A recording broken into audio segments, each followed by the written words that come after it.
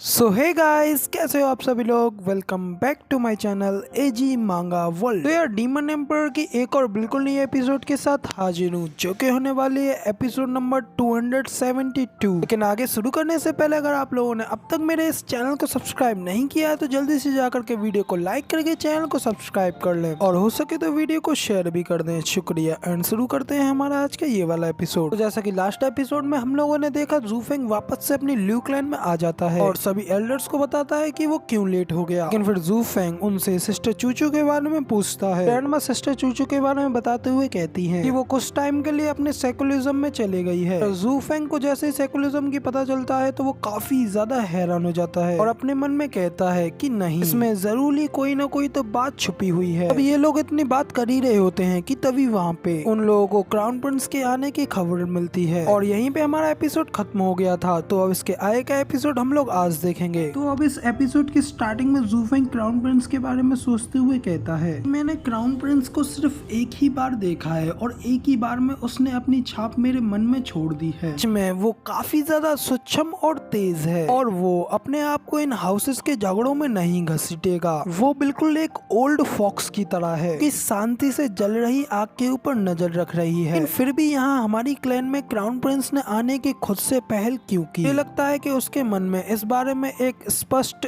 उद्देश्य है। ये अब हमें इंतजार करना होगा और देखना होगा कि आखिर वो उद्देश्य क्या है। तो अब इधर ज़ूफेंग ये सब सोच ही रहा होता है कि तभी ज़ीटियांगशेन के फादर ज़ूफेंग से कहते हैं कि योहानेस क्राउन प्रिंस यहाँ ल्यू क्लैन में ल्यू हाउस में सोशल विजिट करने के लिए आए हुए हैं, पर लेकिन वो यहाँ पे जरूरी कोई न कोई सीक्रेट के बारे में डिस्कस करने के लिए आए होंगे। तो इसलिए सबसे पहले अच्छा रहेगा कि हम लोग सबसे पहले आपको यहाँ अकेला छोड़ करके चले जाएं। तो इधर ज़ीटियांगशेन के फादर की बात सुन करके हमारा ज़ूफेंग भी उनको रेस्पेक्ट पे करते हुए कहता है कि आपका इतना सोचने के लिए बहुत शुक्रिया और प्लीज अब आप चाहें तो यहाँ से जा सकते हैं। अब ज़ूफेंग के इतना कहने के बाद सब लोग वहाँ से चले जाते हैं। कि नेक्स्ट सीन में क्राउन प्रिंस और थर्ड प्रिंस ल्यू क्लैन में आ गए होते हैं और वो लोग वहाँ आकर के मिस जिया और यूनाही से कहते हैं कि इंपीरियल ब्रदर और इंपीरियल सिस्टर, आपकी प्रॉस्पेरिटी हमेशा बढ़ती रहे। इसके बाद क्राउन प्रिंस उन लोगों से हंसते हुए कहते हैं कि आप लोगों ने बाहर जो भीड़ लगाई है उसने तो हमें भी कुछ टाइम के लिए रोक के रख दिया। इधर क्राउन प्रिंस ये सब कह रहा होता है, जबकि हमारा ज़ूफेंग क्राउन प्रिंस की ओर देख करके अपने मन में कहता है, इसकी ये सेंस मुझे काफी ज्यादा फेमिलियर लग रही है। तो वापस के मोटे ने सिर्फ मुझे ही नहीं खींचा और ये दोनों ही वास्तव में एक संबंधी हैं। इधर दूसरी ओर क्राउन प्रिंस को देख करके यूनाही और मिस जिया झुक करके उनको ग्रीटिंग पेश करती है और उनसे कहती है कि क्राउन प्रिंस, हम बाहर आकर के आप लोगों को वेलकम नहीं कर पाए, इसलिए प्लीज हमारी इस गलती को माफ कर देना। इधर क्राउन प्रिंस भी उनकी ये बात सुनकर के हंसते हुए उनसे कहता है कि प्लीज हम लोग अब एक फैमिली हैं, तो अब आप लोगों को इतना ज्यादा डिस्टेंस बना करके मुझे योर हाइनेस कह करके संबोधित करने की जरूरत नहीं है, इसलिए आप लोग मुझसे केवल एल्डर ब्रदर ही कहें। तो इधर क्राउन प्रिंस की ये बात सुनकर के यूनाही भी अपने मन में खुश होते हुए कहता है, सच में क्राउन प्रिंस कितने ज्यादा दयालु, पोलाइट, मिलनशील और विनम्र हैं। तो अब इधर क्राउन प्रिंस अपने इंपीरियल ब्रदर और सिस्टर से मिलने के बाद हमारे ज़ूफेंग की ओर देखते हैं और कहते हैं कि ओ स्टीवर्ट ज़ूफेंग। इसके बाद क्राउन प्रिंस ज़ूफेंग के पास जाकर के उसको रेस्पेक्ट पे करते हुए उससे कहते हैं, सर अब आप हेवन के नीचे सबसे ग्रेट स्टीवर्ट बन चुके हैं, अब आपके ही हाथों में टियान्यू के सभी अफेयर्स का चार्ज है। क्राउन प्रिंस आगे कहते हैं कि सिर्फ एक आदमी के नीचे और बाकी सभी से ऊपर ऐसी असीम ग्राउंडलेस ग्लोरी पाने के लिए आपको बहुत बहुत बधाइयाँ। क्राउन प्रिंस आगे कहते हैं कि मुझे पता है कि मैं ये कहने के लिए काफी ज्यादा लेट हूँ, मगर प्लीज मेरी प्रशंसा को एक्सेप्ट करें। और हमारा ज़ूफेंग भी क्राउन प्रिंस की बात सुन उससे कहता है, ओ मुझे पता है, लेकिन अगली बार ऐसा कुछ करना हो तो थोड़ा जल्दी करना। तो अब इधर ज़ूफेंग के ऐसे जवाब को सुन तरफ क्राउन प्रिंस तो काफी ज्यादा हैरान होता है, जबकि दूसरी ओर प्रिंस गुस्से में ज़ूफेंग के ऊपर चिल्लाते हुए कहता है कि ज़ूफेंग, एल्डर ब्रदर तुमको इतनी ईमानदारी से बधाइयाँ दे रहे हैं और आप उन्हें इस तरीके से धन्यवाद कर रहे हैं, आखिर आपका ये रवैया क्या है? तुम ये मत सोचना कि मैं इस बारे में कुछ नहीं करूंगा। इसके बाद थर्ड प्रिंस आगे बोलते हुए कहता है, एल्डर ब्रदर अब आप मुझे मत रोकना, इसने आपके साथ जो किया उसके लिए मैं इस पंख को इसकी असली जगह दिखाऊंगा। अब इतना कहकर के थर्ड प्रिंस जू फेंग की ओर आगे बढ़ने लगता है कि तभी जू फेंग भी अपने किलिंग की हैंड की थोड़ी सी पावर्स को रिलीज करते हुए थर्ड प्रिंस से कहता है, अभी अभी तुम क्या कह रहे थे, तुम मुझे क्या सिखाना चाहते हो। अब इधर जू फेंग की थोड़ी सी पावर्स को भी रिलीज होता हुआ देख करके थर्ड प्रिंस की घबरा करके पसीने छूटने लगते हैं। तो इधर दूसरी ओर क्राउन प्रिंस भी उन लोगों को इस तरीके से देख करके अपने मन में सोच रहा होता है कि अब मुझे पता चला कि थर्ड ब्रदर क्यों जू फेंग का स्वर्म ब्रदर है। जरा देखो तो इन लोगों की ओर, इनमें से एक नाटक करने वाला अहंकारी है और एबनॉर्मल स्वभाव वाला है, वो हेवन से भी ऊंची प्लेस पर मेरे यानी कि क्राउन प्रिंस के सामने भी अपनी नाक नहीं झुकाता है, और बाकी दूसरा भी ज्यादा कोई अच्छा नहीं है, उसके पास ज्यादा कोई पावर नहीं है, लेकिन फिर भी वो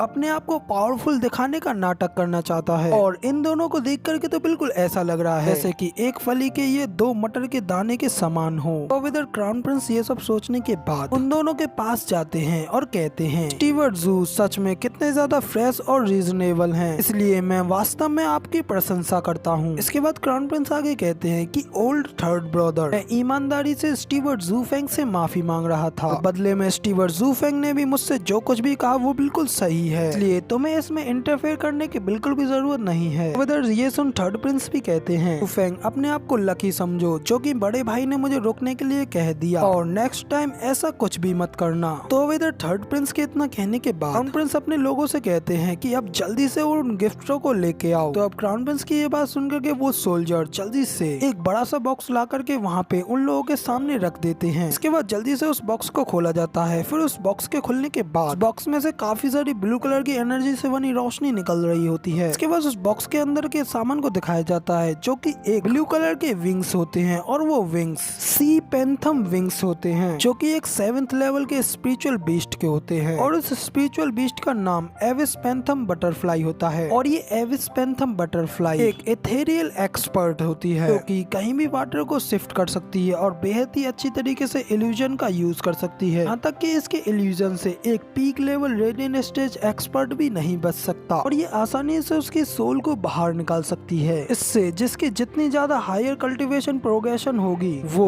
उतना ही ज्यादा अपने सोल अटैक को ट्रेन कर सकता है, और अगर उस सोल मास्टर के पास ये सी पेंथम विंग्स हुए तो वो बड़ी ही आसानी से एक peak level radian stage expert को, यहाँ तक कि उससे भी ज्यादा हायर लेवल वाले एक्सपर्ट को भी हरा पाएगा। तो इधर जू फेंग उन विंग्स को देख अपने मन में कहता है कि इंपीरियल फैमिली के पास ये ट्रेजर कम से कम 1000 सालों से रखा हुआ होना चाहिए, और इस तरीके का एक अनमोल प्रीशियस गिफ्ट तो सिर्फ और सिर्फ एक क्राउन प्रिंस के पास में ही होना चाहिए। जू फेंग ये सब सोच ही रहा होता है कि तभी क्राउन प्रिंस हंसते हुए उससे कहता है, स्टीवर्ट जू फेंग, मुझे पता है कि आपके पास लाइटनिंग विंग्स थे, मगर लेकिन एसोटेरिक डिबेट में आपने उनको खो दिया, इसीलिए प्लीज मेरे इस गिफ्ट को एक्सेप्ट कर लीजिए क्योंकि मैंने स्पेशली तौर पे आपके लिए बनवाया है। अब ये सुन जू फेंग भी कहता है कि ये सारे रिवॉर्ड्स काफी ज्यादा डिजर्वेबल हैं, तो अब इसके बदले में क्राउन प्रिंस को क्या चाहिए। अब जू फेंग की ये बात सुन क्राउन प्रिंस भी कहता है, स्टीवर्ट जू, आप एक नेशनल हीरो हैं और आपका ये ल्यू क्लैन हमारे नेशन का ही एक असेट है। मैं तो इसके बदले में केवल यही विश करता हूँ कि हम और आप दोनों मिल करके एम्पायर की सेफ्टी के लिए अच्छा काम करें, और यही मेरी आपसे एक काफी हम्बल रिक्वेस्ट है। क्राउन प्रिंस की ये बात सुन जू फेंग भी अपने मन में कहता है कि मुझे आपकी कमी के रूप में रखना पसंद है, और यही चाला कि आपके इस एक्ट को स्लाइटली कट करेगी। इधर इन दोनों लोगों की बातों के बीच में थर्ड प्रिंस फिर से आकर के जू फेंग से बोलता है कि इस सब में इतना सब सोचने की क्या जरूरत है, एल्डर ब्रदर की इस गुडविल को बस सीधे तरीके से एक्सेप्ट कर लो कि क्या ये टियान्यू के लिए आपके कठिन प्रयासों में मदद नहीं करेगी, क्योंकि ये ल्यू क्लैन की एक स्वाभाविक जिम्मेदारी है कि अब हमारे नेशन का एक महत्वपूर्ण हिस्सा है। थर्ड प्रिंस की ये बात सुनकर के जू फेंग उसकी ओर घूर करके देखते हुए कहता है कि क्या कहा तुमने। इतना कहकर के जू फेंग अपने मन में कहता है क्राउन प्रिंस चाहता है कि ल्यू क्लैन उसके साथ मिल करके उसके लिए काम करे, लेकिन इस मोटू की बेवकूफी भरी हरकतों ने इसके इस सारे कंटेंट को बदल दिया है। ल्यू क्लैन का एम्पायर के लिए काम करना और इस तरीके से उपहार को पूरी तरीके से स्वीकार करना, जिस तरीके से ये सब हो रहा है, जो